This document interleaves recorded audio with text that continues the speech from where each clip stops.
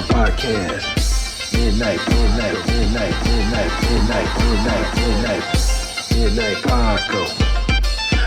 Paco Podcast. Midnight Paco Podcast. Yeah, trucker, blast the trucker. Hey, life. Sandra is also Puerto Rican.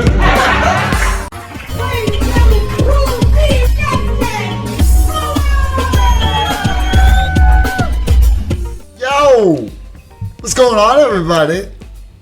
Welcome to the Midnight Paco Podcast.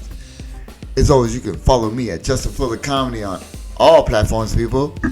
I am the _great _COREE. That's where you can find me, or you can find us both at the Midnight Paco Podcast on Instagram. As you can see, Look at here.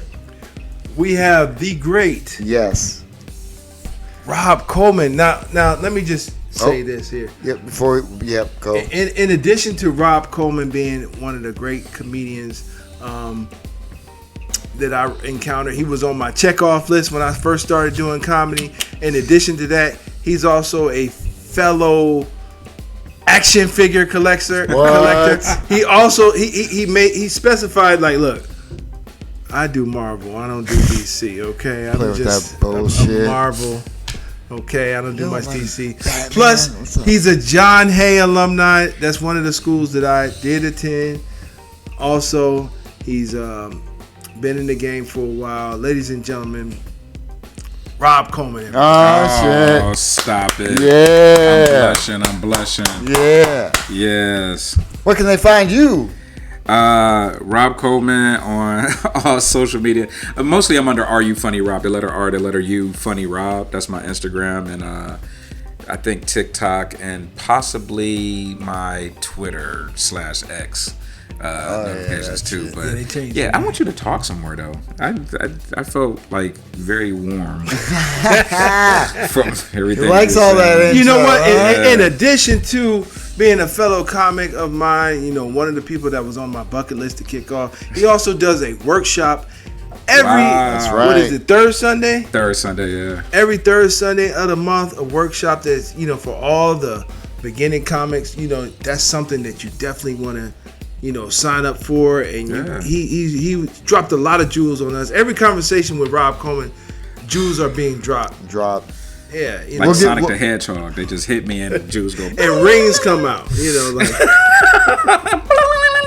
We'll talk about some of those later. And he's a sure example of do not judge a book by its cover. Oh, 100%. Oh, wow. All day. Especially his comedy. Yeah. That's all I'm saying. Yeah, I'm actually 135 pounds. The camera adds. The camera adds 50 to 150 pounds. Episode of the Midnight Paco Podcast brought to you in part by the Acumen Paralegal Services. Help you help yourself the legal way. The services that they offer is they help with documents that need to be typed, guardianships, probate, divorce, wills and trust, complaints, business organization, financial planning, and legal research and writing. Go ahead and give them a call at 216-727-0049 or 216-456-2000. Michelle White will get you right. Rob Coleman, everyone. Yeah. Thank you guys for inviting me on here. I feel bad because I probably should have been on here almost a year ago. Oh, yeah, 100%. You ain't lying. Yeah, my bad, man. My bad. But has it been that long? Who's Jesus counting? Christ. Yeah, it was like 2 years ago. Yeah. He invited me, and I was like, I don't know this dude, so I didn't show up. What's your Midnight Saco? Fucking Taco Rockin' Pacos? Taco. I didn't know where I was going. I was like, nah, he ain't about to diddy me. I don't know this dude. But as I grew to know him and everything, man, we was cool. I'm just a kid about the diddy stuff, but all day. Kind of not, but kind of sort of. Oh, he is. Fucking kidding all day. I don't know what he's when somebody says, hey, I'm doing a podcast, I want you to come and be like, oh, yeah, where the studio at? In my basement. Come hang out in my basement. Actually, when I was expecting him, and we held production of the cooking show. Yeah. That's the one I really feel bad about. Oh yeah. That was painful. He called me and was like, "You on your way?" I was like, "Ugh." About that. What happened was he was like, "Man, I'm at work, man." Oh no, he wasn't like that. But you know what? Hey man, you're here now. That's all that matters. That's what I'm saying. He's here now. We've had some good shows since then. Yeah, very much so. You know what I'm saying? Cordell had his spot. We had fun times there. Oh my god! When I did my show, you know, that I was running, I called Mr. Coleman, and he blessed our stage. Yeah, he did. Did a wonderful job. The crowd loved him, and you know. Well, let's be honest. It wasn't a stage. It was a bar, about a corner, 2 by 3 foot area. It was a little bar in the aisle, and it was in the aisleway, but they loved him. Yeah, and you know, the owner was like, "Yeah, we're going to get him back," and I'm like, let me just explain something to you, man. Certain people that I bring through here, they not coming back. It's a one and done. Right. It's like, you know, I'm honored and I'm grateful that they actually blessed the stage for me. Right. They ain't coming back, man. These are touring comics. These guys be at the Improv, which is not a funny bone, and hilarities and hitting these major stages. They doing a favor for me, and I appreciate this, sir. Right. Come see me on May 23rd, by the way, at Cleveland Funny Bone. Yeah, this is May 23rd. May 23rd, Thursday. This is one of the cats that I was like, yo, you know, hey, be honored he was here with us. You know what I mean? Because he's a big deal in the city. Yes. You know what I mean? Yeah. God, I wish that was true. In the comedy world. You know? But I accept that, man. Thank you very much. I've been in this for a long time, and at this point in my career, I'm just really looking to just give back, you know. So if you're a young comic that's trying to get better at doing comedy, you know, reach out to me. You know, I can maybe give some suggestions to you, sign you up for my workshop if you want to take my workshop, or suggest other workshops that you should take. Always keep learning if you're doing comedy. Don't think you got it all day one. So you got a link? You mean like my link tree, or a link to like your? Where can they reach out when they want to reach out to you? How can they find you? Once again, Are You Funny ENT is my Gmail account. You can email me. I'll send you my electronic press kit that has all of my socials on it. You can click on that and go to all of my different follows. So the letter R, the letter U, funny ENT .gmail.com is how you say emails. Yeah, emails. Yeah, I don't know how to write an email anymore. Wow. What did you put in that drink? No. Are You Funny ENT? Give us a sponsor. Well, I'll probably play it back, and I'll put a link at least to your Instagram or something. You know what I mean? So if people want to DM you or something like that, they can, you know. I'd appreciate that. You know what I'm saying? Yeah, sorry about that, guys. I've been pre-gaming a little bit over here. That's what we do. It's always called the show before the show. It's the show before the show. The show before the show. Actually, you know, you do accents. I'm gonna do my British accent. It's the show before the show. Absolutely. We always go to British accents, and I don't know why. Yeah, I don't. I'm not sure. But you know, to piggyback on what you said earlier. Wow, that's really good. You stated like, It's fucking scary. but I'm about to pull out some tea and crumpets. Because then you use words like you stated that. I know, right? Jesus. But as you stated before, you stated something like, "Damn, Ildris, calm down." Right? No, but seriously, the comedy and what I always refer to as comedy is like, you know, like in legal they call it the law practice, in medical they call it the medical practice, and I like to refer to the comedy as like comedy practice because it's like, wow, it's a constant learning thing. It's like comedy practice. Wow, yeah, that's a good way to look at it. Yeah, you constantly are practicing. Yeah, and sometimes I think maybe that's the good reason why they use the word "I killed" or "I died on stage." I mean, you working on yourself. I heard if you didn't bomb or if you didn't, you know, get crickets on stage, that means you're not trying.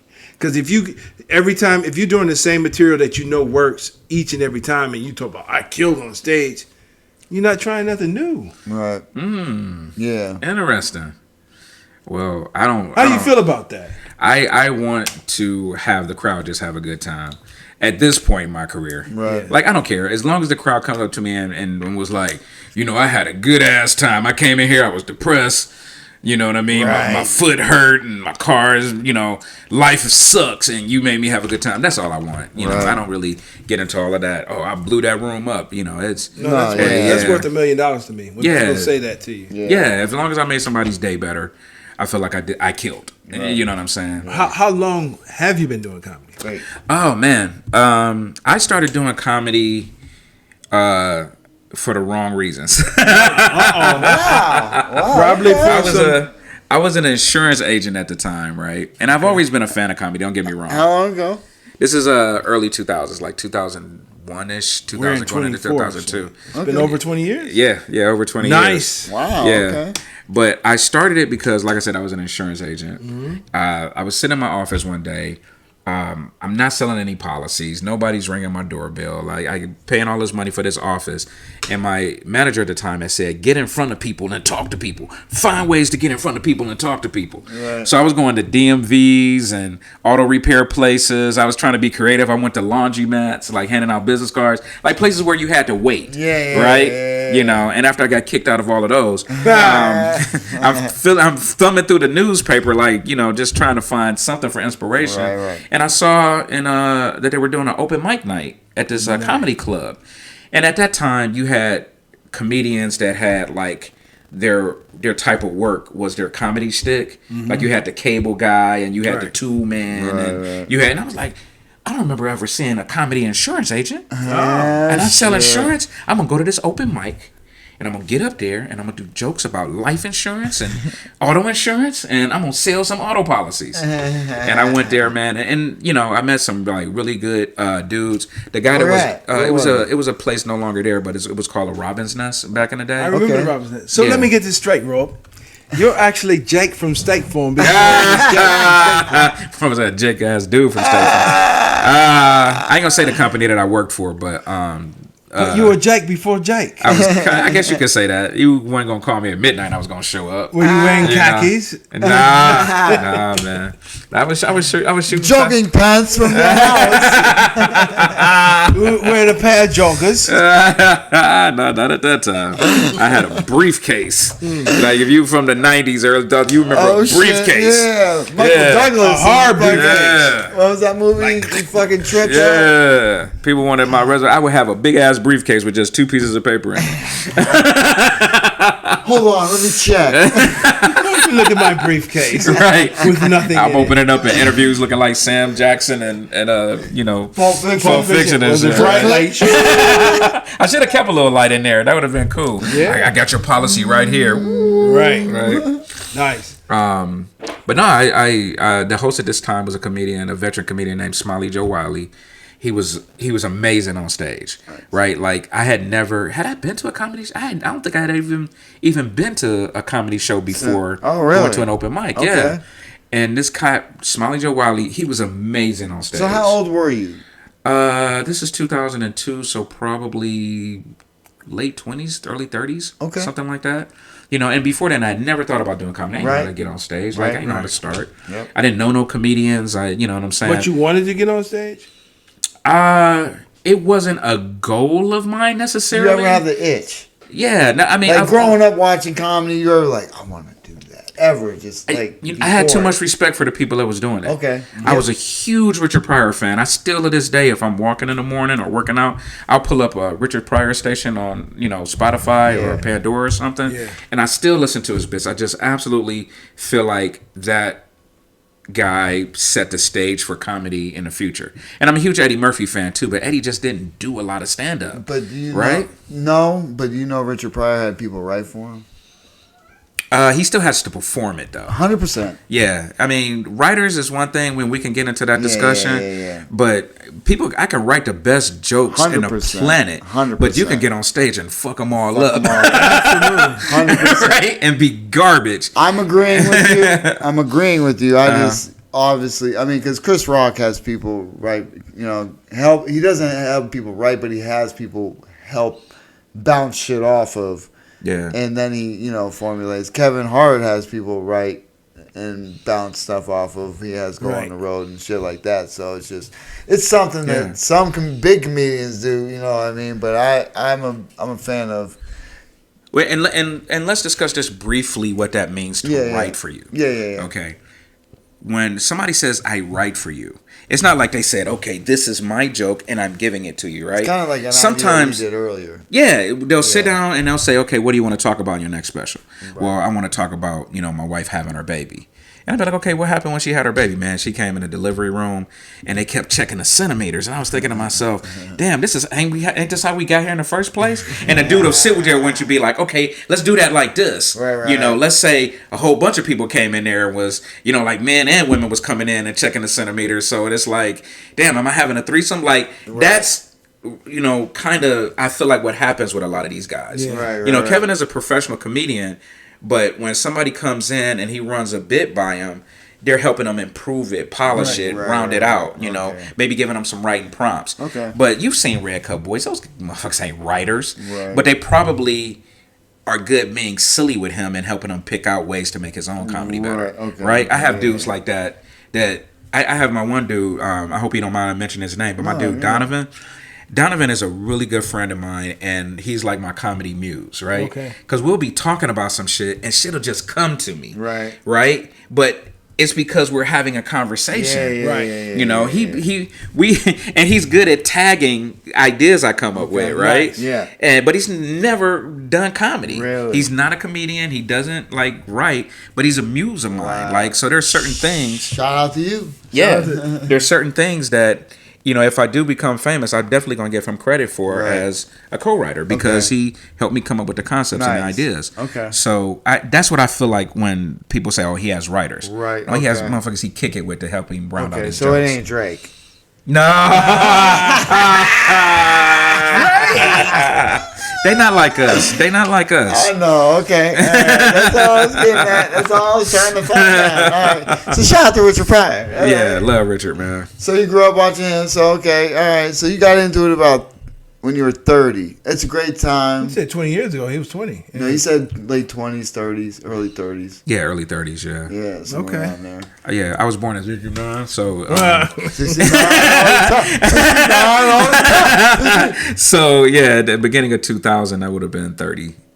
Yeah. Okay. Right around there. Hey man, that's not a bad time. I mean, because we talk about it all the time, starting later in life. In our 40s, obviously, and or contrast to doing it in our 20s, and like material would have been, and this and that. And yeah. I just think later on, definitely was different. Yeah, I think later on in life it benefits you somewhat because of life you lived and experiences you had, and I think the way you're even able to talk about certain things compared to when you would have been able when you're 20. You know what I'm saying? Knowledge and wisdom are two completely different things. They 100%. Sound like they're the same. Right. Right. But they're completely two different things. So you were like, Richard Pryor was obviously one of your influences. Yeah, very much so. And who else? Like, if you had to give me a top 5, I'm not gonna do Mount Rushmore because that's only 4. Yeah. Well, Richard definitely, performance wise, I wanted to hit the stage like Eddie Murphy, man. Because raw, delirious, like really set the stage. So you wanted to wear the leather outfits? Yeah. Leather wouldn't work on me. Tight. Yeah, I'm only 5'6", man. I would have put some leather on and been looking like a little mini pimp. I don't know, man. That wouldn't have worked on me. I didn't want the outfits. I wanted the confidence. Right. Eddie hit the stage with a surety and a confidence in himself. Absolutely. Wasn't he 18 doing Delirious or some shit? Yeah. He was young, but I don't know about 18. I think he was. I don't think he was 18. Eddie Murphy is probably 60-something now. So, 80, no that more special than came 20. out in 84. No more than when 20. He first, was he on Saturday Night Live before or after the special? He was 17. He was definitely before. Nobody knew who he was when he was on Saturday Night Live. But he did come out with a comedy album right before he got on Saturday Night Live. Okay, because he was like 17 on Saturday Night Live. Yeah. A lot of people don't remember that Eddie Murphy comedy album where he's on the cover with the little rose on his ear.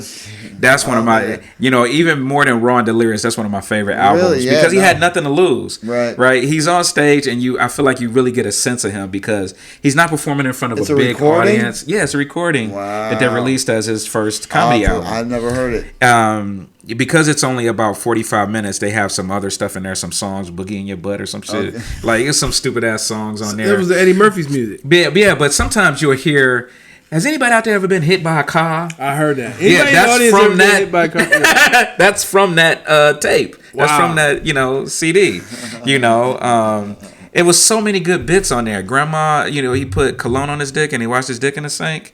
And Grandma was like, "You nasty, baby. You wash your dick in the sink." So many good jokes on there. I mean, I absolutely love that special. Or that listen to that shit. I never knew that. Oh, look it up, man. It's online. You can probably find it, Yeah, so. I'm going to have to. Yeah, but Eddie was a huge influence. At that time, I want to say Martin and them were just, there were some Def Jam comics that I liked, and I really liked Martin Lawrence, just free will on stage. Like, Martin was just silly and personable and just gave it his all. That's what the audience. Yeah. By the end of Run Tell That and some of his other specials, he's just drenched in sweat. You know what I'm saying? And that's me, man. At the end of an hour, dude, I'm because I get up there with a towel, man, because I'm giving it like everything. So I know you did it. You've been in the comedy game for a while, and this is not. I'm not trying to throw no shade, but how many hour shows you did? How many hour shows? Yeah, like. I really just got into doing hours. Okay. I this is the funny thing. When you first start doing comedy, right, you always feel like you could do an hour. Right. But when you have to do an hour, right, that's when you get in the deep. Like, help, I'm in the deep. I didn't know it was this deep. Right. That's when you find out you can't swim. Right. When you have to do an hour and you done ran all your best jokes and it's only 15 minutes. Right. And you like, shit. Okay, who here from East Cleveland? Right. Like, you just. What else do I got? Yeah, right. What else is going on crazy? Doing an hour is definitely a higher level of comedy because you have to have something written. Yeah. Oh, yeah. 100%. You have to have something written. You can't 100%. get up there and frail and try to do crowd work and all that shit. You have to have something written, planned, practiced, rehearsed. All of that is important to be able to do an hour of comedy. And, that's why when I look at specials on Netflix and I see guys that are veteran comics and they only do a half hour, I'm like, God, you should have an hour. Right. Yeah. When Donnell Rollins was into it with Corey Holcomb recently. He said he was mild. Yeah, I know Daniel Rollins is a murderer. If you ever see him live, he is a goddamn murderer. Dude, he is funny as shit. Energy. His act outs, energy, all of that. Yeah. But he only did like a 40-minute special. And I'm like, come on, Donnell. Right? You were supposed to do a hot hour. Yeah. And you had the wrong audience. You should have had a completely urban audience because that's your his round. Yeah, he had like a mixed audience, and I'm like, white people don't get these jokes, like a black crowd would, right? Yeah. Like if you would have had a black crowd in there and you did an hour of your main shit, dude, that special would have looked like fucking Showtime at the Apollo, right? Yep. But he picked a mixed audience. He did a half hour. I feel like it was 2 sets spliced together. Because if you look at the audience, some of the people changed and some of the seats. And see, I only watched it once. I ain't even watched it. Yeah, look at it again and notice the front row when he first comes out. Yeah. And notice the front row by the time he ends. They always do that shit. Yeah, it's like he spliced 2 things together and still only have 40 usable minutes. Right. I'm like, that hurt my heart a little bit because I know Donnell is better than that. Right. So no shade, Donnell. I love you to death. Sounds a little bit. If you hear this, I know you rich, bitch. But you should have knocked out a solid hour. You know what? And just He shut said, everybody up. I don't know if he will hear this, but I'm going to say he will. And you know why? What? Because his homie, Dave Chappelle. Oh, yeah. Got a podcast called The Midnight Miracle. All right? We were the Midnight Paco. Yeah. Before the Midnight Miracle. Before the Midnight Miracle. Okay. I didn't know that. They got that name from somewhere. Okay. I didn't know that. Just saying. All right, Dave. It was like a month prior to ours, or after ours, or something. No, it was like right before us, though. Before we launched that thing. Yeah, but we our concept was No. already. Yeah. It existed. Oh yeah, the page is already up, but the episode never dropped. I'm telling people to follow, subscribe. Yeah. It was already in the works. It was in the works. But his episode dropped the first. Midnight Miracle came. Come on, What Dave. the? Come on, Dave. You want some money, Dave? No, we'll just stop back at the You show. have plenty of it. Give us some. We'll stop back at the place. Yeah, Don't worry. yeah, Just let man. us in this time. No, but I'm just saying that, you know, he probably will see this down you been there. to a school? We drove by and did a selfie. Okay, sorry about that. I mean, No, it's cool. Yeah, that's No, awesome. we drove by and did a selfie, but no, it was closed or some shit. Yeah, it was after hours. Yeah. Yeah, we got to get down there. Let's go. Yeah. Hey, I'm down. I'll be in Springfield August 3rd, so. Yep. Okay. I'm gonna make a trip. We're going to Crasher That's, Comedy Club, Dave. That's what we were trying to do. We're going to bring some transsexuals and other members of the LGBTQ community. We're going to do a Cleveland takeover in your club, Dave Chappelle. We're going to sit right in the front row, and all of us are going to pull different types of dicks out. Oh, no. Yep, and you're going to have to pick one and tell us what community we're in. No Diddy. I love my breasts. No Diddy. So all right. So far we got Richard Pryor, we got Eddie Murphy, and who are Martin Lawrence said. Martin Lawrence. So I'm going to give you a couple of surprise ones. Are you hip to a comedian named Blowfly? No, Not at all. Blowfly was a comedian who did comedy rap songs back in the day. I think it was Curtis Blow. Because when I listen to the songs, it sounds like it was Curtis Blow. I haven't seen these songs like in forever. Can't was it verify. Russ Parr? Maybe it was Russ Parr. Was it? Because Russ Parr, you know, he does stuff like that. Yeah, maybe. It was just basically a bunch of nasty comedy rap songs on this album, this obscure album my dad had in his basement. And I remember, you know, when we was kids, we would go and listen to shit in the basement. Listen to some Yeah, I was shit. like, Blowfly, what is this? And he had like the nasty alphabet or something on that. And it was like, A is for ass and B is for bitch. It was like literally teaching you all the cuss words according to the alphabet. I wonder, can I use my phone on here? Yeah, of course. Let me see if it. That's what Google's all about. So Blowfly, and while you're looking it up, can you name a couple more? Yeah, Cosby back in the day. Absolutely. I was a big Cosby fan. Pioneer, yeah. And another album that my dad had in the basement was Willie and Lester. The ventriloquist. The ventriloquist dude. Wow. Yeah, very see, funny. No idea. Show me Blowfly. Hold on. Let me go back to the verse. It's interesting. Show me comedian Blowfly. It's interesting Technology's that a you wonderful had thing. Bill Cosby as one of your influences because The Blowfly, pudding man. pups. you use a lot of the cuss words. You see. Right. Rob Coleman, you do a lot Yeah, of this was the cussing. album. This actually was the album here that my dad had. Hold on, I don't know how to. That's a commercial. Yeah, let me get out of this commercial, and you can see the cover art. See that cover art there? He looked like a bumblebee, and he has the BF on him. Oh, okay. Hold on, can I turn that sideways? The Weird World of Blowfly. Just so y'all know this existed. The people, the people out there listening, is Blowfly. Jay, you can put that up. Blowfly. Put up the comedian Blowfly. You know, it's gonna be Right. there. Blowfly. Right, and he, like I said, he used to do these comedian dirty raps and shit. It was like really funny. So that's Put on my glasses to see what that's time frame. 36. Cosby. You said Eddie Murphy, Richard Pryor, Cosby, and Blowfly. You got one more. The last one I'm gonna put in there is Rudy Ray Moore. You know, Rudy from- Ray Moore. Yeah, from my Way day. in the jungle deep. Signifying Monkey and all that shit was Dolomite. like another album that we would listen to and, you know, just kind of spaz out on. And just one thing that you can get from him is emphasis on punchlines and storytelling, and it's something that's kind of a lost art. Right. You know, comedians like Cat Williams are still real good at it, is Yeah. putting that emphasis on the ridiculous. You can't take the cell phone into a school. You know, that emphasis Right, on the right. ridiculous Yeah, part yeah. of it. And, you know, that's something that I really Yeah. got from Rudy Ray Moore and people like that as far as like how to deliver a joke.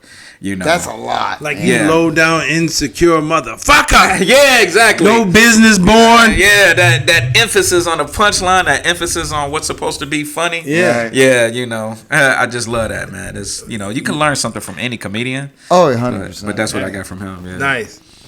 Yeah, Nice. there's a lot of things though, like we've learned and started doing recently is like, I mean, more so him with eye contact, but like me, I used to move around a lot, so I've tried to like stand still and still reach out, but not walk like, because I used to be like Chris Rock on the motherfucking stage and bring the pain. I used to walk from side to side, like I had to, give that energy all over the place, and it's like. And somebody who was watching in the crowd, who was a fan of comedy, and I think one of his buddies was actually doing it too, was like, "Your jokes are good, but I'm watching you all over the stage instead of just you standing there and delivering it." So I started working on doing that, but. You have to be cautious of how you deliver everything. You know what I mean? I think that's a lot within comedy. I think so. You could say one thing one way and say it a different way, and it hits differently. Yeah. There's certain things that I'm kind of a little bit more of I'm a student, lightweight of the game. So I watch film. Right. Film of your own set, right? Yeah, you always should tape yourself. Watch your own set. Yeah. No matter how bad it hurt. Because sometimes I see where I messed up a joke or I did something wrong. Like literally, if you guys want, you could go to World Series of Comedy. My latest set from Sarasota, Florida, the comedy club that we did down there, is on World Series of Comedy, and I literally fucked up my second joke. Oh, it's the worst. And I didn't want to watch it. I was like, I don't want to watch this because I fucked that joke up. And I messed it up, but I recovered. And when I watched the whole set, I was like, oh, okay, you know what? That was a lot better than I thought. That was going to say, that's the thing. You know you messed up. If you don't say I messed it up, the audience wouldn't know. No, that one I had to acknowledge because literally I said the punchline and I had to tell the audience, I messed that joke up. Let me rewind. And I played with them. And it still went over pretty well. Okay. Don't get me wrong. The set was still a good set. Yeah. I personally just don't like to watch it because I don't like to see myself. 100%. Yeah. I'm Capricorn. I got the same birthday as LeBron James. I want to do everything perfect. Capricorns have that. And I don't know if you guys get into Zodiac, but it's like I want everything to be just right. I want everything to be perfect. And when it's not perfect, it's like, I don't get off into zodiacs, but I do know that Leos are the best sign there is to be born. Taurus like the bird. And everybody that's not a Leo, I'm sorry that you're not. Yeah. I will say this, date a Capricorn woman, man, if you can get one, because they super smart and super freaky. Which one's that? Capricorn women. Yeah, but what's the date? What is it? Mid-December to mid-January. Oh yeah, that's my wife. She's a Capricorn? Yeah. Oh, no wonder you walk around a happy man. Filth. I know, right? She probably super smart, super organized. Man, no, my wife is awesome and talks a lot of shit. Probably driven though. A lot of love. Like, 100%. Independent. Yeah, independent, strong woman. You know what I'm saying? Can cook her ass off. Yeah. Yeah. Got her shit going on. Yeah. 100%. I can tell you are a man that has had your salad tossed. 20 years. Goddamn right. What the? That's Capricorn woman. No, did he? I'll pull my legs back. Woman. Yeah. Yeah, sorry about that. But yeah, that's sorry. Some of y'all out there have weak ass sex lives. That weird ass sex life. Get that. Sex life.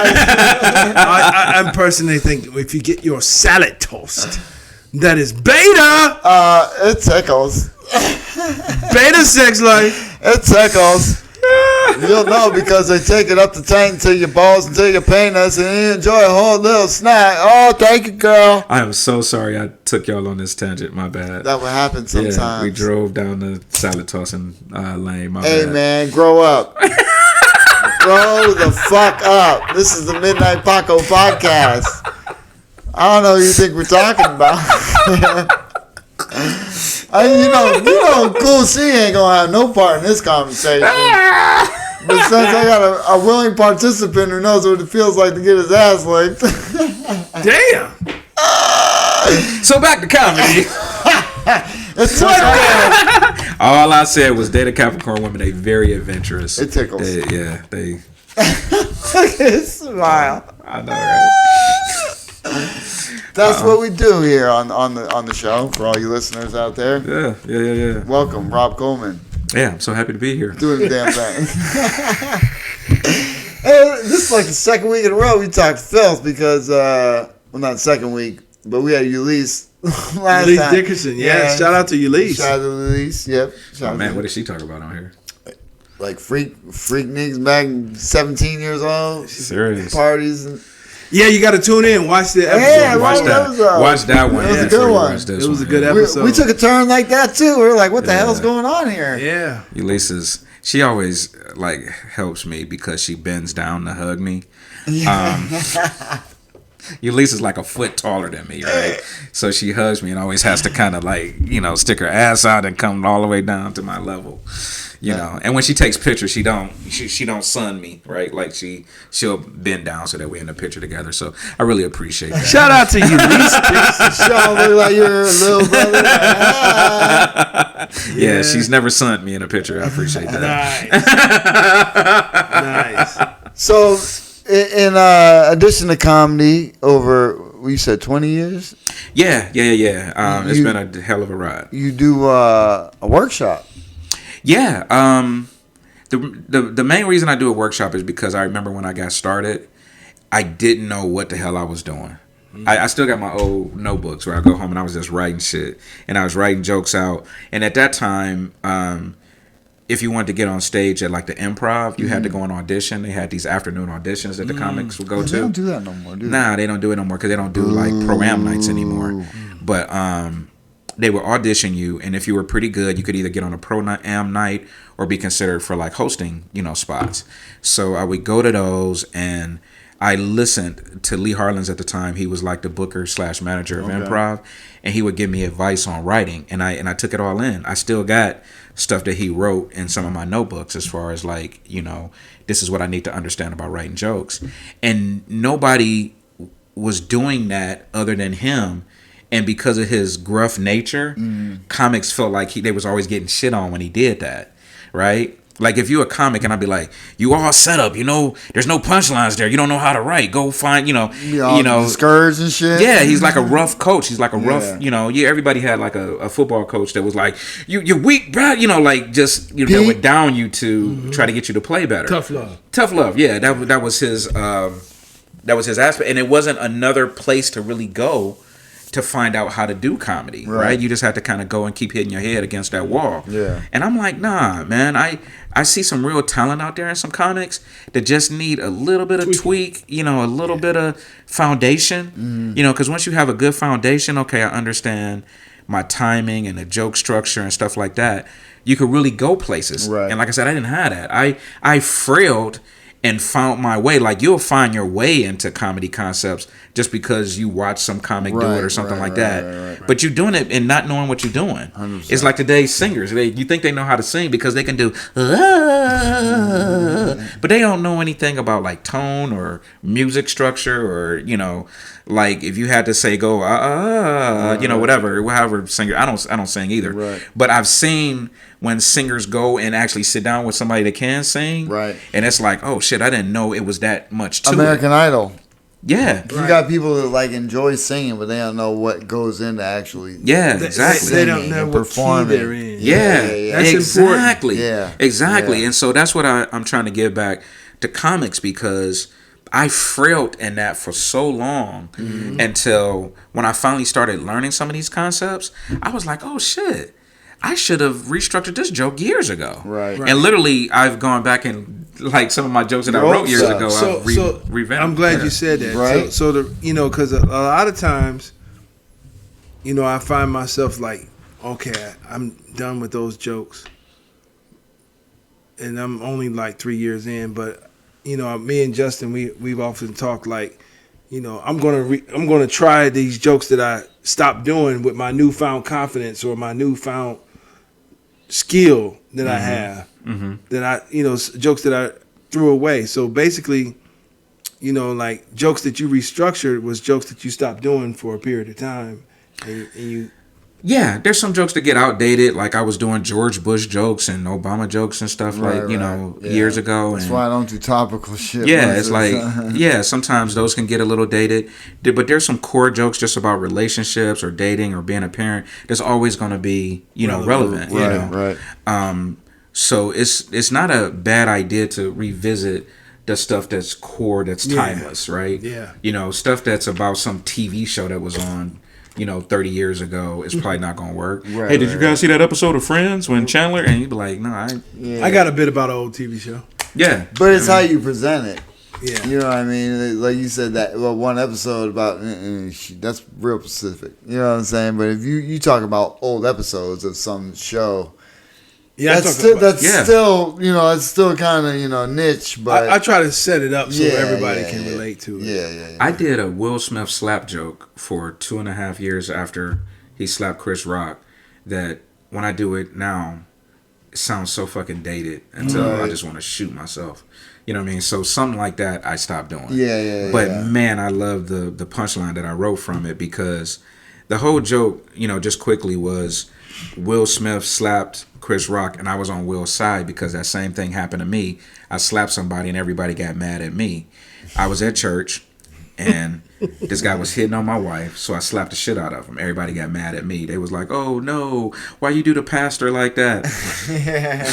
He was just trying to give her communion, right? I remember that. Right? Yeah. But it's dated because the premise is the Will Smith slap, right? So if I bring that up, it's like, but you can change the premise. Yeah, you could do it without even mentioning Will Smith. Yeah, that's funny because that joke I slapped somebody at church. You said you slapped somebody, and you got to keep that shit. The man. surprise and the aha was at church, and then guess what? It was the other surprise. It was the pastor. Right, exactly. Yeah. So I don't know. Maybe I'll bring it back. You got to. Yeah. Using a technique that I'm just going by a couple of techniques that you share with the workshop. Yeah, exactly. Yep, exactly. Misdirection. Right? Yeah. You know what I mean? All the definitely. No, that's a good joke without even mentioning Will Smith. No, that's good stuff. Yeah. Yeah, so I don't know. You may maybe hear that joke again. Yeah, you got on May 23rd at Thursday. Doors at 6:30, show at 7:30. Cleveland Funny Bone. Get your tickets now. Shout out to Rob Ward. Right? There's a link. Yeah, shout out to Rob Ward. Absolutely. There's got to be a link to that, right? Yeah, there's a link to it, but if you just go to clevelandfunnybone.com, go to upcoming shows, it's the Rob Ward Presents. Description is what I'm saying. Yeah. So it's easy, people listening, watching, they can just click the link. Yeah, please come out, because this, and we were talking about this before the show, right. But this is major, right? I think a lot of local comics don't realize how fucking major this is. Mm-hmm. Getting a tape of yourself at the Cleveland Funny Bone, which is a franchise comedy club all over America, right? Makes it doesn't say Cleveland Funny Bone, right? Not at all. It says Funny Bone. Funny Bone. Right. If you are shopping that tape or that video to somebody saying, "Here's me performing at the Funny Bone, book me for your next thing as a feature, as a host," right, that adds so much more legitimacy and prestige to your video over some schmook who did a fucking video at a bowling alley, and you can hear the pins in the background when and he's telling jokes and he's trying to get a job at a comedy club. How much better is your video gonna look, right? So every time Rob Ward does something at Funny Bone, the whole comedy community should come. Yeah, like literally the whole comedy community should come. Absolutely. But people are shitting on this opportunity. Yeah. Look, if you're a Cleveland comic, support this. I don't care about color. I don't care about where you live. I don't care how you feel about Rob Ward. This is the opportunity for you, because eventually your name is going to come up on this list. Right. You could get yourself a video at a major U.S. nationally known comedy club and be shopping it to work. What's wrong with y'all? Let's fill this club up every time Rob Ward has a show there, or he's going to stop doing it, and you guys are going to have to go back to, no shit on any other clubs, but you're going to have to go back to doing pro-am nights at a lower level club that nobody knows, and try to shop that video. Right. Nah, let's keep this going, guys, because this is a hot opportunity that Rob Ward, who's probably not going to keep doing it if y'all get on his fucking nerves, is giving to Cleveland comedians, and no, he's not making money from this. I hope he don't mind me putting his business out there, but he doesn't make a lot of money from this at all, right?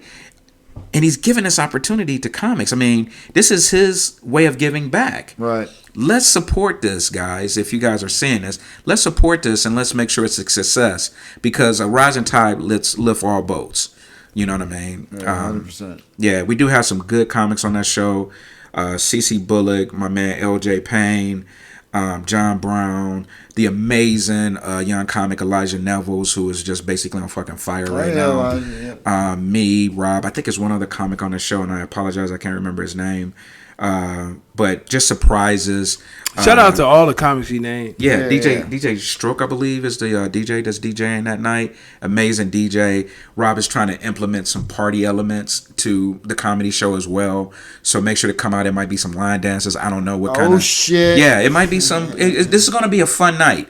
And on my Facebook, I advertised it as, this is not a comedy show, this is a comedy party. Right. So let's come out and let's party and let's have a good time. That's what it's about, Thursday, May 23rd, doors at 6:30, show at 7:30. Y'all heard it here on the Midnight Paco Podcast. And if anybody, sorry, I didn't mean to rant there. No, that's perfect. This is all about you. This is your show. Yeah, I appreciate that.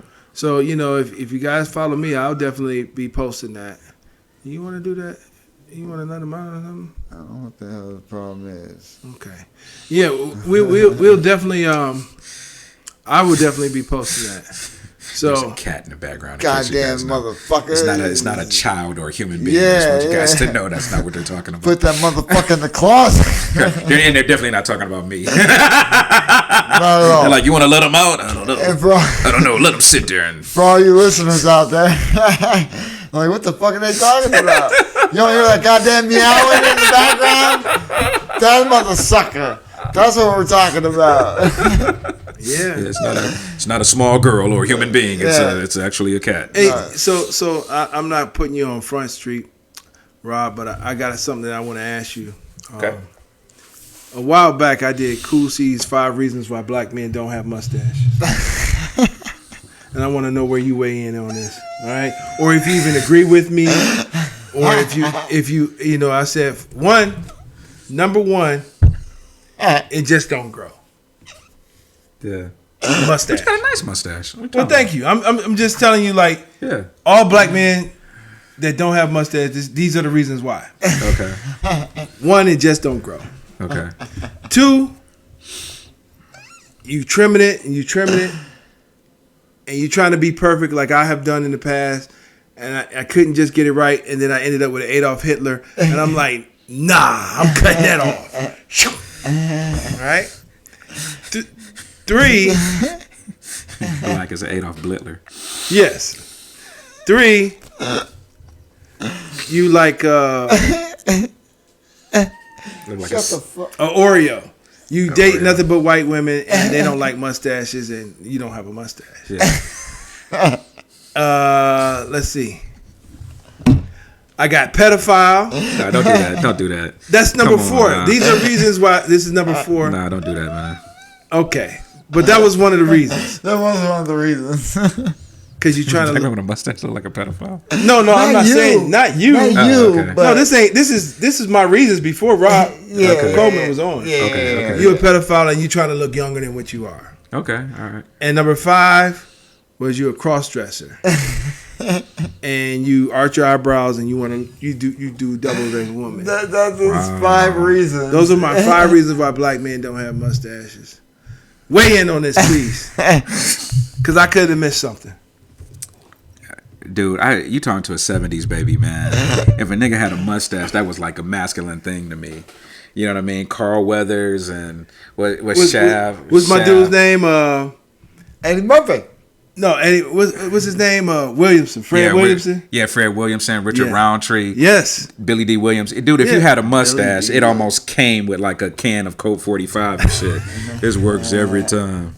You know, especially if you had like a deep voice or some shit like that. You was like a sexy motherfucker with a mustache in the 70s. Like, yeah. Porn star all day. You showing up at motherfuckers' houses like, hey, is Brenda home? Right? Yeah. You had a mustache at 12 back in the day, right? Brenda, if the father came to the door, Brenda ain't coming to the door. If the father came, you got a mustache. Mustache. Like, oh no, forget it. Don't ever come darken this doorway again. What's the Browns player that got a mustache? He trying to bring it back. The defensive end. Miles. Miles. He rocks a mustache, don't he?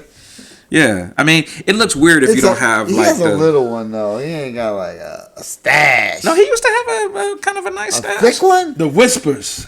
The Whisper Brothers. Yeah, they got the mustaches. I tried to grow mine like the Whispers. It was Steve Harvey. Yeah, Steve Harvey. Steve Harvey would take his mustache off and beat the shit out you with it.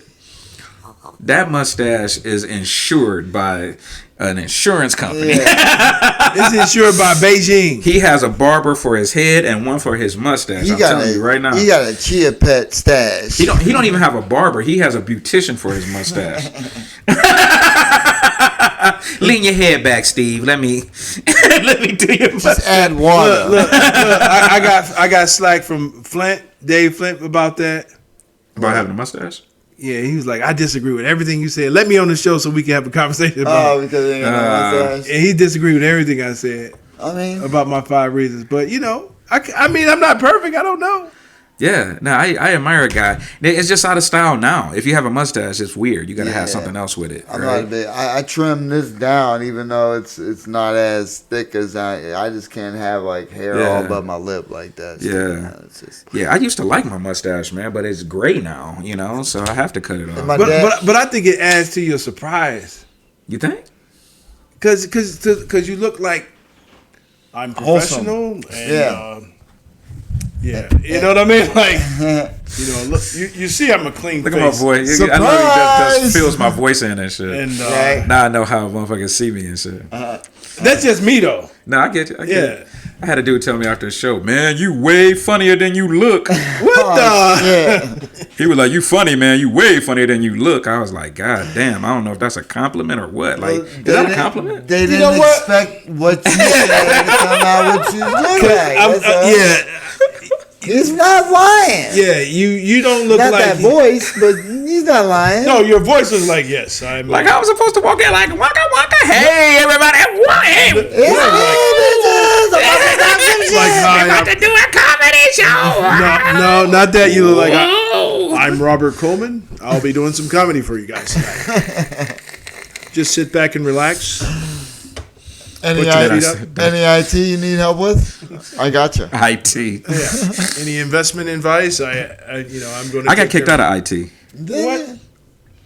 This white lady at my job, her computer went out on her. Looking all types of shit. Yeah, her computer went out on her. I went to her desk, and she said, I don't know what happened. My screen went black. And I said, well, once it goes black.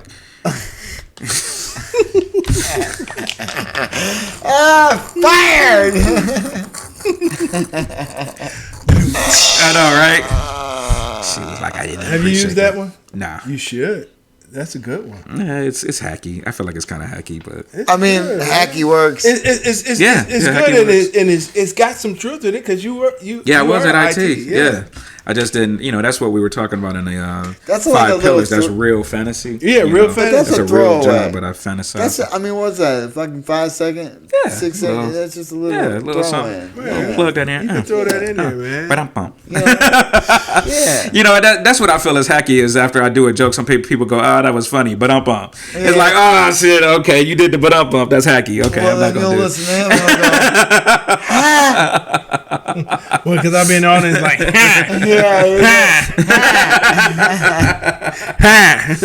But I'm pumped. I'll go, I get it. I just hit him with a ha, like. Sometimes hack can trigger off a row of laughter. Oh, yeah. But I get it though. That's some hacky shit though, man. No, that's good though. No, I got hacky jokes that I actually like though. Mm-hmm. Like I talk about, I have broke friends, but we still celebrate our achievements. Like my one friend just had a housewarming party. Mm-hmm. He didn't buy a new house. He got his heat cut back on. Hey. And people be like, oh, okay. We was like, hey, house getting warm. Yeah.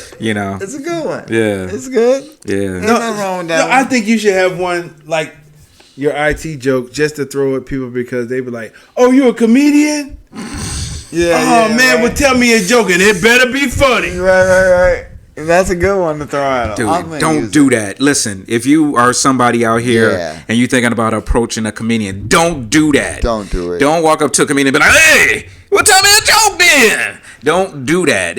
You don't walk up to any other profession and do that. You're like, hey, I'm a brain surgeon. Hey, well, cut my head open and tell me. Watch me open. Fix me.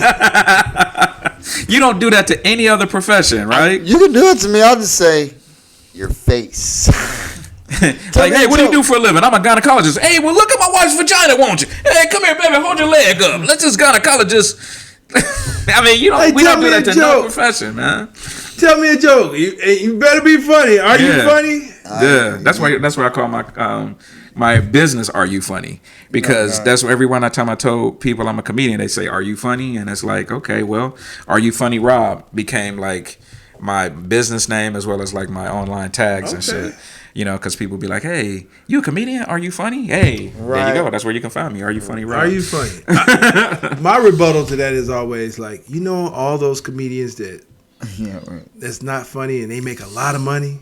They be like, yeah. I be like, I want to be one of them. That's what I want to be. That's your joke that you use when people say. That's normally what I hit them with. Like, I want to be one of them. One of those unfunny, well-paid comedians. Yep. But sometimes what I do is I'll start a joke.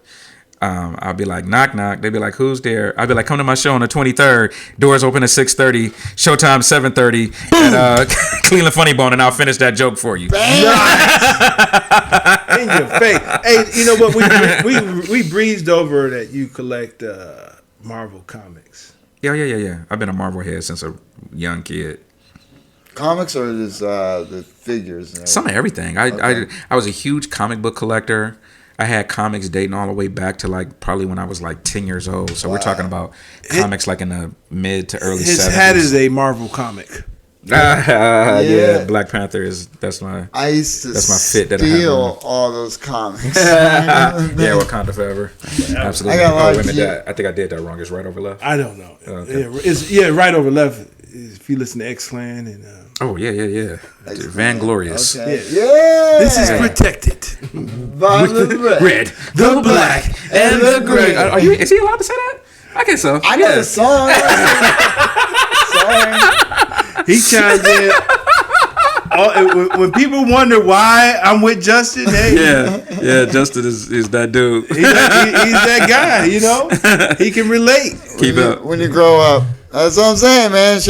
Shout out to my peeps. That's all. I grew up a certain way. That's all. You know what I mean? So you Those know, some dope ass songs too. Back yeah, in the day, it too, really man. was. It really was. Yeah, they took whole Funkadelic and just basically made rap songs off of it. Yeah, nice. So you like the Marvel and everything. You have the action figures. Are you also into the comics as well? Yeah, I started out collecting comic books. I had like a drawer full of Spider-Man. Spider-Man was like that dude, right? Right. Spider-Man, I felt like is such a beloved and universal hero, right? Because it doesn't matter what race he is, right? His whole body is covered, so he could be anybody, right? So Anybody. I think that's why a lot of people navigated to Spider-Man when I was growing up, because it was like you didn't care what race he was. I always, and somebody actually used this joke recently, so I can't use it anymore. But I used to think to myself, what if Spider-Man saved somebody? And it was like, thank you, Spider-Man. He was like, hey, no problem, my man. People were like, oh shit, Spider-Man's black, right? Like no doubt, for sure. Right, but I already heard somebody kind of use that, so I can't. But I just thought that would be funny. Yeah, if, you parallel know, thing is a motherfucker. Huh? Yeah, exactly. Now, when I was growing up in the 60s, they had in the Spider-Man cartoon where he would change his voice, right? Like when he was Peter Parker, he was like, I'm Peter Parker. When he was Spider-Man, he would be like, I'm Spider-Man, Really? Dr. Octopus, put that bitch down, right? Like, it was like, look at the old Spider-Mans from the 60s. Do it now. Yeah, when they had them dumbass sound effects when he would punch people. Yeah. Right. You know, it was, you know, da-da-da-da. So wait a minute. If I'm not mistaken, I know you said action figures and comics, but didn't I see you with a pair of Hawk hands? Yeah, I had hawk hands. What's no, thing. I got thing hands. Oh, thing hands. Yeah. It's clobbering time. It's clobbering times, yeah. I like Hulk. Do you have a Thanos glove? I got a Thanos glove. Not the expensive one that actually is a glove. Yeah. I got the little With plastic the real one. rubies on it? Like I have Thanos collected. Yeah, I got the plastic one with the little handheld thing in there that you just hold a hand and you push the button on. You got them, I got that one. You got them like the ring pops. You just put on your fingers. You can't take universes with ring pops. I got all the colors of my ring pops. No, man. Those are galaxies. Sitting there watching it. Those are galaxies and universes, man. What's wrong with you?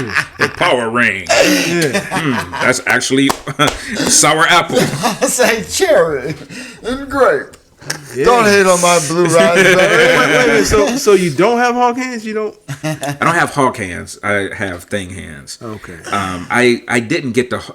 They had hawk hands that kind of came down to your wrist once upon a time when they first came out. Yeah. And I didn't get those. And when I went to go and get them, they were out of them. Okay. But next time I went, they had those hawk fists that kind of like stopped like at your. Yeah. And I was like, I don't want those. I feel you. I want the whole hand, down to the wrist. But I guess they budget on styrofoam ran out or something. I don't know. No, I get it, man. I get it. Yeah. But I like my thing hands. I wear them like during Brown season. I feel like they go with like my Browns gear. So literally, I went to a Browns game in Pittsburgh. Yeah, he's a Pittsburgh hater, man. Don't pay no attention. He's a I can't wait for this season, boy. I don't even know our team anymore. He's so different. Wheeler fan. He's not talking anything. I'm just talking a little bit. But yeah, I like to wear them to games. They still work. I change the batteries in them pretty regularly. Nice. Yeah, so it's clobbering time. I don't even remember what toy series those came out with. Probably with one of the Fantastic Four movies, I think. Yeah. Yeah, probably. So yeah, I guess I got a pretty nice collection. I like the Joker. And I know he's not Marvel. I know he's not a superhero. Who's the best Joker in the movies? Ooh, Heath Ledger. Heath Ledger. Yeah, he was dark and twisted. twisted. Then Jack Nicholson. Wow. Jack Nicholson, I think was the So you don't like this new Joker that Joaquin is doing? Not at all. Really? Why not? I mean, I get it. I understand the concept, but he's not doing it for you. You know he got another movie coming out, right? With Harley Quinn? Yeah. Yeah. You seen the previews? We'll see. Damn. You're like, that Joker is mad as fuck. He's a serious Joker fan. Yeah, like the movie, I understand what they were trying to do with the movie. I always say this all the time. If they took like 4 scenes from the movie and then made a whole new movie, it could be a lot better. There's like 4 good scenes in that movie that I liked. The rest of it was okay. I wasn't a fan of it. And I like the Heath Ledger Joker, just the way he played the Joker.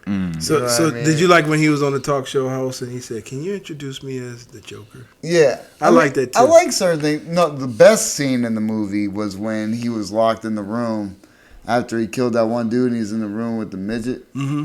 Or the little person.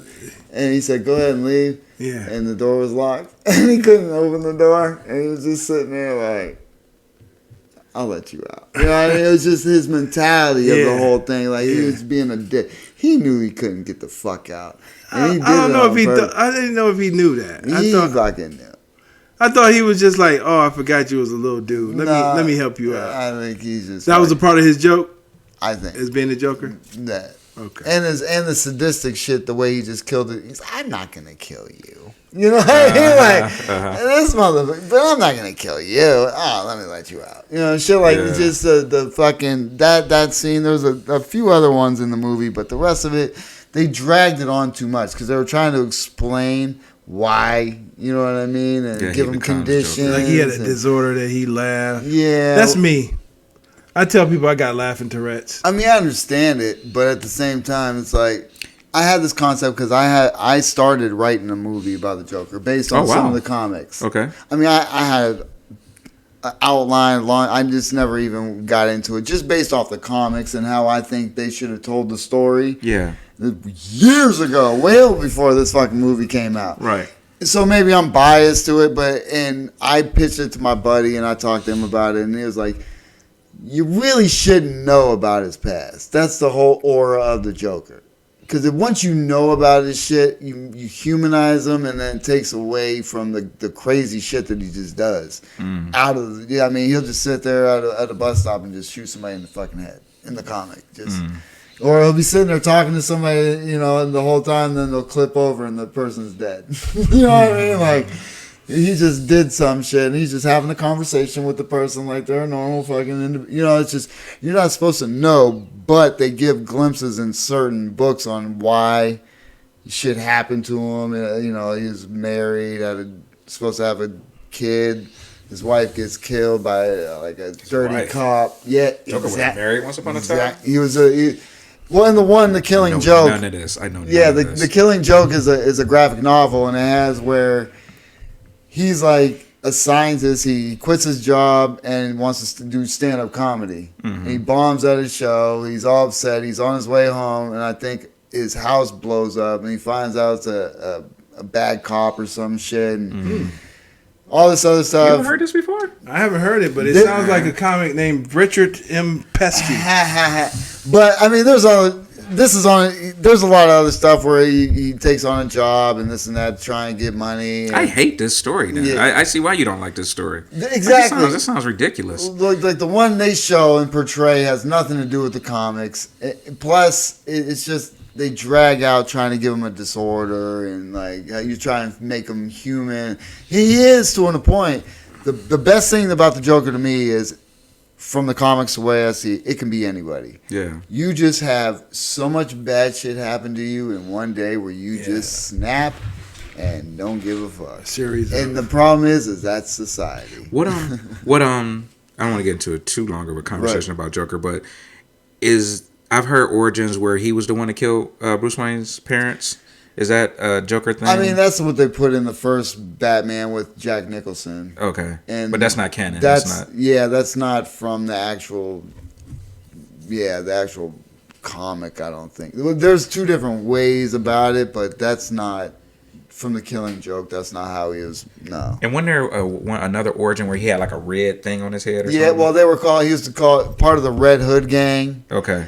And that's how in the Killing Joke they explain that too. So there's super fucking interesting. The Red Hood gang is somebody like, so anybody knew they had to do a robbery, they just make them wear the red hood. Okay. So that way nobody knows who you are, and that's why they call it the Red Hood gang, so they don't know who it is. It's just anybody new, they make them wear it. Yeah. And so he was wearing it while he was doing this robbery, because he used to work at the factory where, in the movie with Jack Nicholson where he fell into the vat of fucking chemicals. Right. So he used to work at the factory. He got fired because he got fired or he quit to do stand-up comedy, but the people who knew he worked there used them because it was attached to a jeweler or some type of fucking, diamonds or some shit.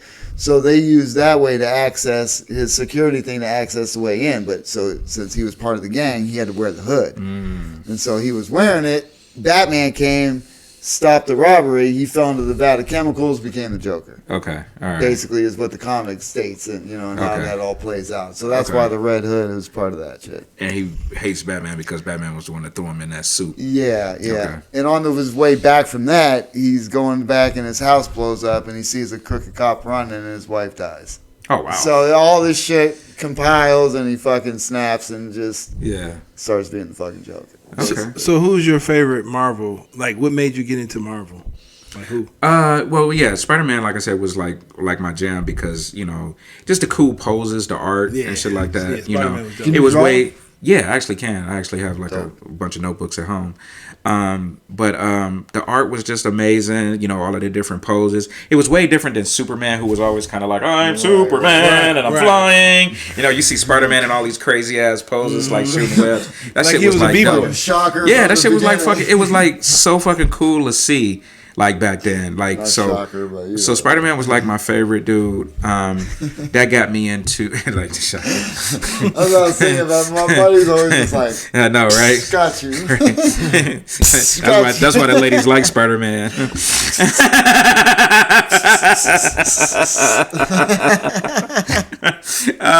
Sorry, everybody. Right. We are children. What are you gonna do? But yeah, Spider-Man was my jam. After that, I kind of got into Daredevil a little bit because I thought Daredevil was pretty cool. Yeah. And then, like, going into the 80s, I got into, like, X-Men. Like, a friend of mine was a big collector of X-Men. Yeah. And, like, in the 80s, like, that was, like, nobody had really seen that before. Right. And I started collecting those. And I collected, like, different stories here and there, like Thor, some Iron Man. But it was Spider-Man and X-Men was, like, my two things that I collected a lot of. X-Men. It was X-Men Classics. And then, what was the other? The Avengers? Yeah. Not the event. No, what was it prior to X-Men? It's about Fantastic Four? No. I collected some Fantastic Four. I was a fan of the artist. Yeah. And there was an artist named Jim Byrne who I used to, like, love his artwork. That's who I used to try to draw like. Okay. Yeah. Or John Byrne. I'm sorry, I said Jim Byrne. John Byrne. I used to love his artwork, man. He was an artist for a long time on Alpha Flight. He was an artist for the X-Men. He was an artist for a long time on the X-Men. Just an amazing artist, great. If you're a comic fan, you know who John Byrne is. Right. And then there was a couple other artists that I liked back then too. But I collected like for the art. Like if it was like something like really nice, I was like, I'm gonna take that home and try to draw it. I was the same way. That's why I was a fan of Mad. What was it called? Mad Magazine. Mad Magazine. Yeah, because some of those artists were phenomenal. Yeah, exactly. I couldn't draw for shit. Could you ever get that last page to fold right to see what the picture was? Shit. No. If you're a fan of Mad Magazine, every issue had a last page that you had to fold it and put the two ends together, and it was like a. Isn't that like the centerfold in the Playboy magazine? It was like the opposite. Oh yeah, because it was like a big picture. Open, It was like a big picture. There was like a lot of crazy shit. I never did that. I never could do that. And then you had to fold the page together to see what the. I was too young probably to know that was a thing. Yeah, the last page. If you got any old magazines at home, go to the last page. I wish. And fold a little. So how many comics you still got? I sold them all. You did? Yeah, I ran into some money issues back in like 2013, 14, something like that. And plus, there was just a lot, dude. I had like probably 25 to 30 long boxes of comic books. Okay, wow, yeah, I know. And every year I used to try to rebag them.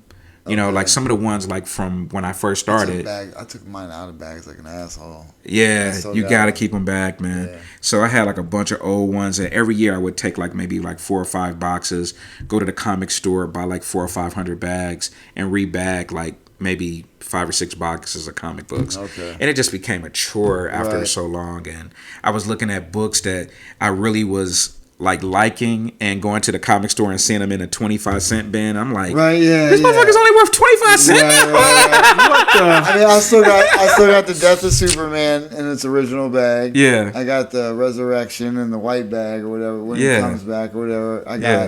I got X-Force first issue with Deadpool card in that bitch still in the bag. Mm-hmm. I got a bunch of different little, ones still fucking legit. I only got the Punisher War Journal first episode. I got the Killing Joke. That's my like Bible. And plus you got to get them graded to get like top dollar for them. Mm-hmm. Like I had first appearance of Deadpool and first appearance of Gambit. Like all of these different over the years of collecting. Right. I did have some gems in there. Gambit's my motherfucker. Yeah, I had some gems in there. I used to like to draw Gambit. Yeah, Gambit is like a beast to draw.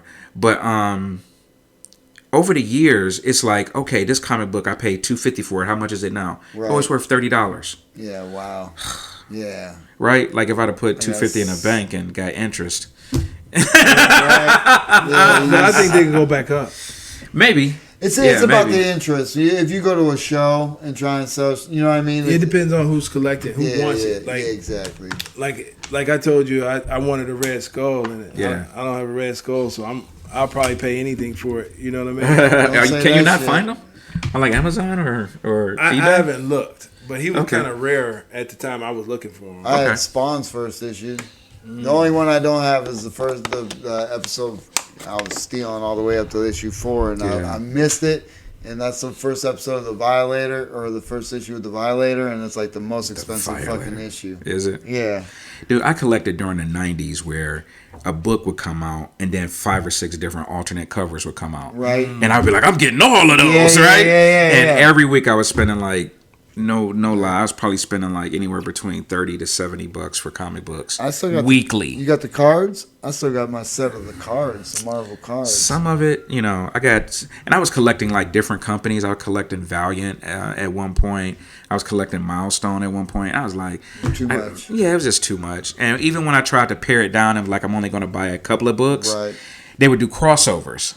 Right? Yeah. Like, okay, I'm only going to buy some X-Men books. X-Men's crossing over with Avengers. Yeah. Fuck, now I got to buy some Avengers books. Yeah. Right? Don't go with the story. Right? They know how to get you, man. Yeah. They know how to get you. Right? They're doing a major crossover now in Marvel with vampires. Blade is like a bad guy now, and all of these minor villains are vampires, and they are crossing over Spider-Man with Avengers and some of the X-Men books, and it's like a big major crossover again. So even if you collect one comic, you're gonna have to collect like 5 or 6 more for this month period to get the full story. That's pass. Too much money. I got fucking groceries to get. I know, right? Yeah. My kid's like, Dad, we got money for college? I'm like, no, get out my face. I'm reading Spider-Man 512. I was like, I got my episode. I got my issues to deal with. That's another thing they started doing. They started canceling series and re coming out with new number ones. Oh yeah. Like they would end Amazing Spider-Man and come back out with new Amazing Spider-Man number 1. I'm like, I mean, how many? Why did you do that? Huh? They got a lot of new movies of Amazing Spider-Man. That's why. No, right? So fucking. Are you a fan of any of the Marvel movies? Yeah, a lot of them. I feel like they really peaked at Avengers though. Like everything since Endgame has been kind of going downhill, lightweight. And I've seen various videos about all of this, and they really have forgot how to tell a heroic story in these books. They haven't set up the heroic nature of the character before introducing them. You know what I'm saying? Right. Like, and it's sad. Like Captain America was great at doing it. Iron Man was great at doing it. Thor is probably like my least favorite of the original Avenger trilogies or whatever. But even at that aspect, they set up, because he was like a little bit of a dick in the first movie and had to figure out how to be heroic. Yeah. All of these new movies, motherfuckers are heroic out the gate. Yeah, you have to kind of learn how to be like Captain America was a wimp and had to kind of learn how to be heroic, right? And Iron Man had to kind of learn how to be heroic. Right. And it's like with Captain Marvel. I think that's why Captain Marvel didn't do that well, because she was just fucking heroic like day one. Yeah, she's just a bitch. She's just don't do that, Skip. Don't do that, Skip. Don't do that, Skip. I'm shit. I'm Captain Marvel. Right. What else? Right. Exactly. When you already got every power, what do you do? Yeah. Shang-Chi kind of had a little bit of that because he was kind of like not that heroic and didn't have to become heroic. But even then, I feel like they still didn't really nail that concept, right? So when they're introducing these new heroes, they need to kind of get back to that. Right. Like, let's get back to establishing why they are a hero, and now we can cheer for them, So that's just my dumbass opinion. Oh, that's a very... X-Men 97 has been amazing, though. X-Men 97? Yeah, X-Men 97. They just had the season finale today. And they nailed it. They absolutely fucking nailed it. Oh, that was the one you were watching? Yeah. That was... Pre-show? Yeah, exactly. I was watching a recap. Oh, okay. There's a couple of online places that do recaps. And I was looking at a recap of it for all the Easter eggs and shit. Right. And I love it. People are saying that this might bring MCU back if they're able to take these concepts and apply them to, the new Marvel phase or whatever. So we'll see. That's all behind the scenes on the goddamn comic shit. See, I don't follow none of that stuff anymore. It's just, Yeah, I really don't either, but I'm interested to hear about it and stuff like that, I used to be really into it. Did you watch the cartoons in the 90s? I did. Yeah, so this is, continuing that. And it's been great. The animation is amazing. Voice acting is amazing. And the stories are phenomenal. You got to think about it as a fan who probably watched something back then and they grow up wanting to recreate it or some shit. You know what I mean? And with all the technology they got nowadays and how they can do graphics and things. Yeah. They keep doing it. They keep doing it. Money. All this print money if it's good. Right. I just watched that He-Man series they did on Netflix. Yeah. Which the first season was just okay because He-Man actually wasn't even in it that much. They focused more so on some of the female characters. You brought up fucking He-Man. But this next series that they did you see the part 2, no. the second season? Dude, the second season is really fucking good. Is it? He-Man will whoop your ass. He-Man will beat your ass. Duncan or He-Man? He-Man. Wait a minute. Adam. Yeah. But it's really good. I feel like they learned their lessons from that first season because people was like, this is about He-Man and He-Man ain't even in it. What the fuck? They need, they need a new He-Man movie because Darth Lundgren, whatever the fuck, that movie was poop. Remember that movie where they did Draco was whatever. He was He-Man? Yeah. No, Dolph Lundgren. That's Draco. Yeah. Draco. You talking about Drake? Yeah, you talking about Draco from Draco. Rocky. Like if he dies, he dies. If he dies, he dies. Yeah, him. That movie was absolutely terrible. Master of the Universe. And G.I. Joe, scrap both these motherfuckers. All those G.I. Joe movies they just The next Transformers is going to cross over with G.I. Joe. Oh, God. Oh, man. Dude, did you see the last Transformers movie? The one with the animals in it? Oh, yeah. I briefly seen it. It wasn't bad. It wasn't bad. I actually watched it and was like, shit, this is actually really good. I think I watched it, but I didn't. If you see Bumblebee, it's kind of like in that universe, lightweight. The Bumblebee movie, I think it's continuing. I tried. We did an episode about this. like the recent Transformers made Bumblebee into this star. Yeah, that was a long time ago. But Bumblebee is like people's kind of favorite, you know. When I was growing up, Bumblebee was a bug, and he was. I wanted Optimus Prime. I wanted Soundwave. I wanted Shockwave. I wanted Megatron. I didn't say, "Mommy, can you get me Bumblebee?" Nobody wanted Bumblebee. Nobody wanted that little bug, and he was whack. He didn't have no power. He wasn't cool at all. He's laughing because I'm telling the truth. 100%. Right. 100%. Yeah, he probably wasn't the coolest. The coolest. No, was nobody wanted Bumblebee. the little radio. I had Cliff Jumper, so Bumblebee and Cliff Jumper was on the same level. Like, nobody wanted, even though Cliff Jumper was probably a Ferrari, but Hilarious. nobody was checking for him. I'd take Ironhide or some shit like that. Yeah, or you know what I mean? Like Starscream. Nobody wanted Bumblebee. Yeah. So you watched Transformers too? Yeah, I watched all of that. I think if you a child of the 80s and 90s, yeah. Dude, 80s and 90s, the trilogy, of course, is G.I. Joe, Transformers, and Voltron. Voltron was up there. Yeah. But you see that influence on today's movies, I think right? Justin used to watch the GoBots though. I did watch the GoBots every once in a while. Yeah. But Transformers were my shit. Okay. Yeah. Don't hate. But yeah, Transformers, G.I. Joe, Teenage Mutant Ninja Turtles, He-Man. These are all the cartoons, and X-Men. These are all the cartoons of the 80s and early 90s, maybe going into early 90s, that people that are now in their 30s and 40s are in Hollywood like, hey, you know what I like growing up? Yeah. Let's make that movie, That right? ain't And they're making it now with a care Their and love vision, for that genre and that that time frame because they grew up watching Well, it. they're fucking up the Joker. I don't want to be wrong, but Skeletor, Cobra Commander, and Starscream was the same people. 100%. 100%. Cobra Commander and Starscream, definitely. I don't think Skeletor though. No. Yeah, I'll get you, No. Well, I get you, He-Man. Maybe. It's close. Maybe. And You know what? I forgot Thundercats. Yeah. Thundercats. Thundercats. Yeah. And I'm about to say something. Mom-Ra. Oh my God! The first time I saw Mom-Ra, I was like, "What the fuck am I looking at?" What about Max? Because he was like a little old nigga, and then he was like, "You wanna fight, Lionel? Ancient spirits of evil." And I'm like, "What is this old nigga about to do? Transform this decayed form to Mom-Ra, the ever living." And then this motherfucker was like brolic, like he like was flexing and shit. I was like, "What the fuck am I looking at?" I was like, this old ass nigga just turned into, and he was whooping Lionel's ass. I was like, who is this dude? Lionel. He was whooping Lionel's ass. I was late for school. I still remember being late for school that day because I was sitting at home like, I gotta watch. what am I looking at? What is this?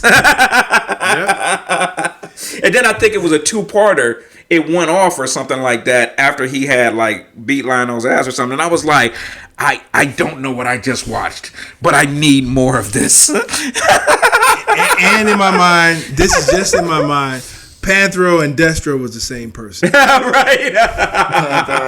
Yeah, a lot of those voice actors, did the same. I thought they did the same. I mean, that's good recall, man. Damn. Yeah. What about Mask? Mask. Yeah. I didn't watch Mask too much. You didn't watch Mask? Nah, I watched the stuff that was like affiliated because Thundercats, they repeated that several times with Tiger Sharks because they wanted fish people. Right. They did it with bird people called the Silverhawks. Like they kept Silverhawks was way before them. Was before Thundercats? I think so. I thought it all kind of came out around it. It's like a mush. But I just remember, that was my show. I don't remember that shit. It was anime. It was Japanese anime before Japanese anime. Because definitely Voltron was definitely Japanese anime. But Voltron was fucking popular. Silverhawks had a hero, a villain that was similar to Mum-Ra. This motherfucker that would change into like a lion kind of big monster metal. Remember? Yeah, if you get a chance, man, look up. I forget the name of that villain too, but he had a really, really cool transformation too. But they all kind of copied that same formula. But Thundercats was really the one that everybody gravitated to. Thundercats was dope. Yeah, Thundercats was dope. I'm gonna take y'all back. The Hanna-Barbera cartoons with Space Ghost and right? The Herculoids, Herculoids, I think it was, and it was like remember they had those races? Yeah. Exactly. Smuggling. All the motherfucking Space Ghost. Yeah. Dude, they used to have a whole block of cartoons that was dope. Crack for kids. Yeah. Jesus Christ. Yeah. They was just feeding us that shit. Right? Saturday morning, baby. Dude, I remember turning from 3 to 8 because like it was 2 channels that had like different cartoons on. For people that don't know. Yeah. If you peep Rob Coleman's movement, what he did when he said he would change. We used to have to change the channels like he said from 3 to 8. He was like yeah. And if it wasn't clear, you had to you had a little thing. You had the antennas. Zero there. Yeah. So for channel 43 and 19 and 61, you had to turn to the U. Yeah. And then turn at the bottom like that dial had that U dial had like 135 fix channels. The fucking rabbit ears. Yeah, like all right, don't move, stay right there. You had to have a strong ass wrist if you wanted to go from 43 to 61 before. And it was foggy. You had to turn the dial to get it in just straight. Yeah, exactly. Remember when they upgraded though, and you just had that thing you had to slide. Fucking upgrade. These millennials don't know nothing about what we're talking about. You had to be strong to watch TV. They definitely don't know because cartoons now are prop poop.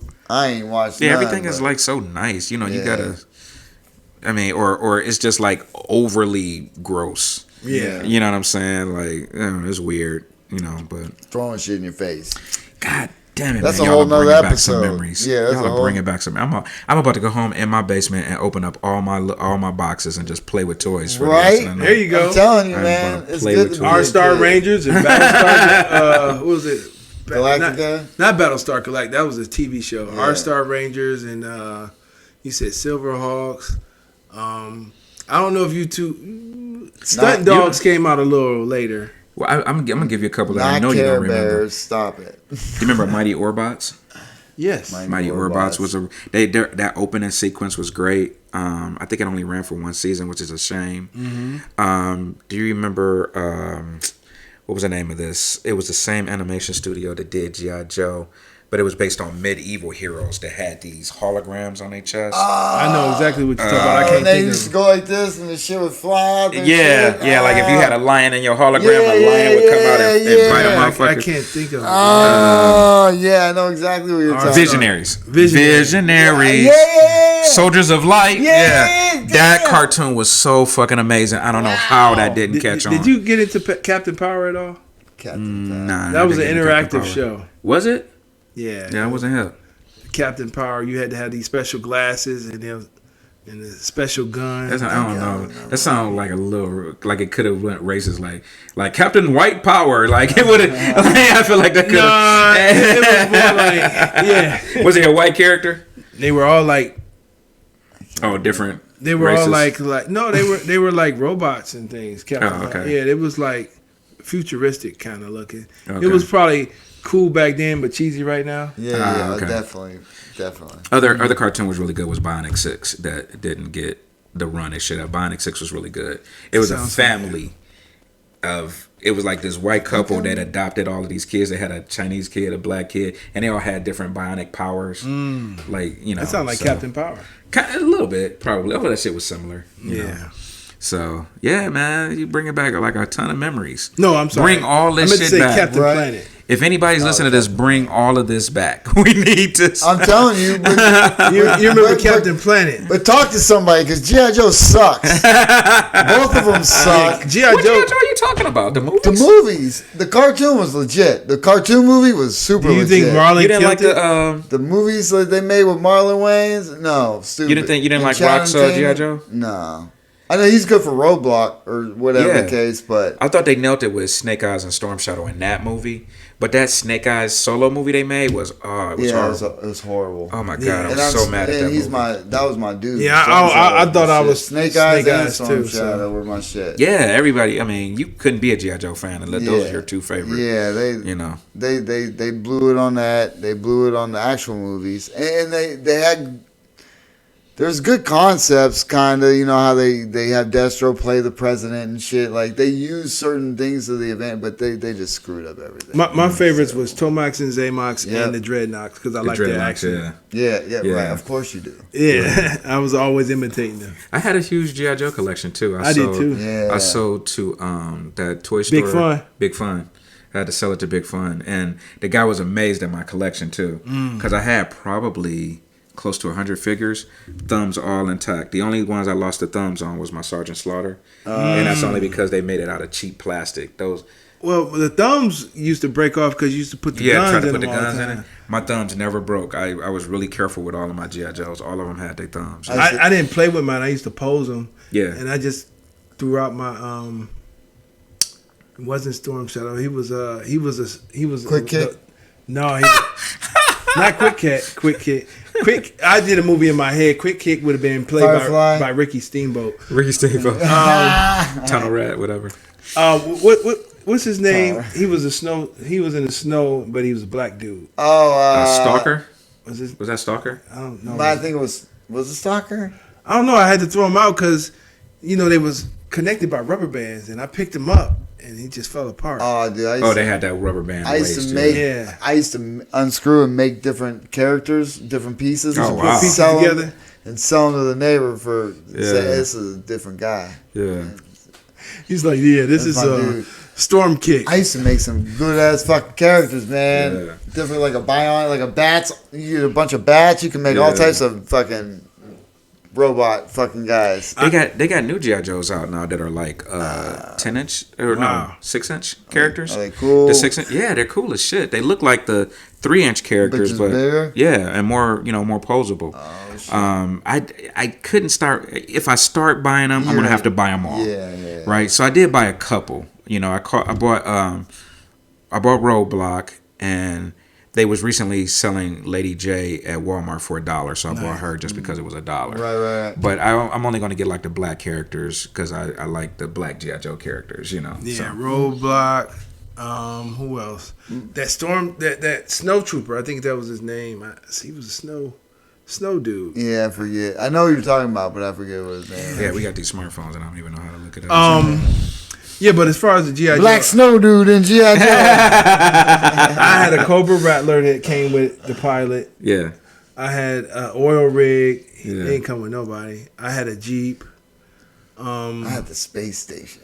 You had the space G.I. Joe thing. space My station? grandfather brought that for me for Christmas once. I had the Dreadlock Thunder Machine. Did you? Yeah, but only had like 2 Dreadlocks. I didn't have all of the Dreadnoughts. I had this one Dreadnought named Road Pig.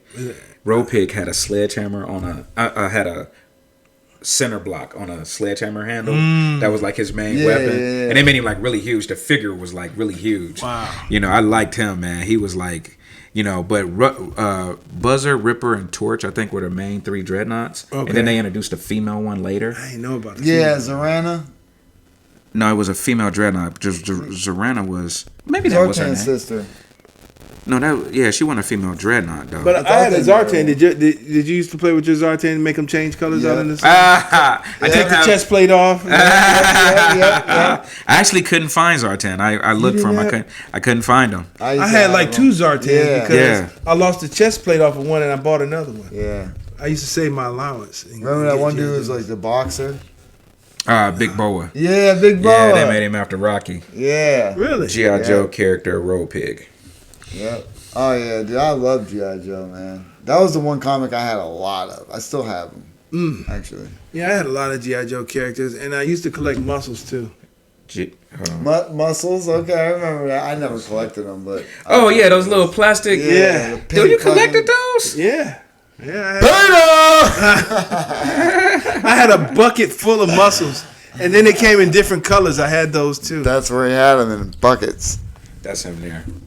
He was a huge character. I don't even remember him. Yeah. He's a Dreadnought? He was a Dreadnought, yeah. I don't remember him. He was a big-ass, cocky-ass Dreadnought. Yep, I had him too. I don't know if you guys could see that, but that's what he looks like. Yeah, I don't remember him. Super cool. My buddy still collects all So is this safe to say that before you were just like a Marvel collector, that you collected like all the cool ass toys? To some extent, I was the only child, so my dad didn't have any problem buying me a bunch of toys to shut me the fuck up. Right. You know, every Christmas it was like a bunch of shit under the tree, like just for me. Okay. So shout out to my dad. He did a good job of like giving me what I wanted. I mean, it wasn't hard because he had a good job and I was the only kid. Yeah. So I went to the toy store and would pick shit out, and not he'd be like, so I ain't getting that, and then on Christmas I would have it. You know what I mean? So it was like really cool. Did you pick your toys out of the best book? You remember best? Yeah. Circle it. Best products. Yeah, you would get that big ass book. Yeah. And then the toy section, I was like, okay, BB guns, those are cool, but where the toys? Yeah, exactly. All the way to the back. The toy section and the female underwear section. Those are my two. Dang. Like hard. Scan through that to the back. Well, while I'm going past these pages, I might as well before I get to my toys. Episode of the Midnight Paco Podcast brought to you in part by the Acumen Paralegal Services. Help you help yourself the legal way. The services that they offer is they help with documents that need to be typed, guardianships, probate, divorce, wills and trust, complaints, business organization, financial planning, and legal research and writing. Go ahead and give them a call at 216-727-0049 or 216-456-2000. Michelle White will get you right. Hey, you know what? I don't want to keep you, man, but thank you very much for all your tips. And everything that you had. Yeah, it's been a lot of fun. We need to write jokes about toys. We should. Yeah, he's got a Serpentor joke. Oh, yeah? I do. It's light work. I was working on a G.I. Joe bit, but it's rough. It's in this real rough stages. Cobra, la la la. Yeah, all that. Yeah. Yo, Jay, where can they find you at, man? Let's go on, bro. You can follow me at Justin Fuller Comedy on all platforms, people. I am the _great_COREE. That's where you can find me, or you can find us both. That's right. On the Midnight Paco Podcast on Instagram. And thanks to all our listeners. And Rob Coleman, where can we find you, man? Yeah. The letter U, Funny Rob on Instagram and most other social media, YouTube, and on Facebook. I'm still under Robert Coleman Jr. So. And you can see him on May 23rd. Yeah. Funny Bone. Yeah, and don't forget about his workshop. Man. Third Sunday. We're at? Third Sunday. Locations to be announced, but right now I'm doing them at Ohio Selfie World, located at 4603 Pearl Road. If you get a chance to come out, it's a great place. The lady that owns that does a lot of good, nice work for the community. So put the link to your Instagram in the description, and make sure to support. But yeah, come out and learn about comedy. Let's have some fun, man. Let's get back to having fun. It's too much controversy out there. Rob Coleman, everybody, it's been a pleasure, man. Thank you very much. Appreciate everybody. Absolutely. Peace out. Midnight Paco. Midnight Paco Podcast. Midnight Paco. Midnight Paco Podcast. Midnight Paco. Midnight Paco Podcast.